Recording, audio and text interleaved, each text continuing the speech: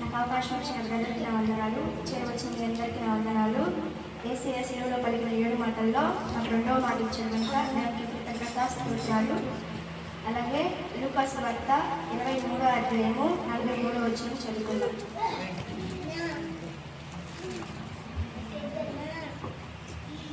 అందుకైన వారితో నేడు నీవు నాతో కూడా పరదేశంలో ఉందువని నిశ్చయముగా నీతో చెప్పుచున్నాను నేను. యేసయ్య సిలువేశాడు కనుక యేసయ్యతో పాటు దొంగలు ఎంతమంది సిలువేశారు? ఇద్దరు వేశారు. మొదటి వారు యేసయ్యని ఏమన్నారు?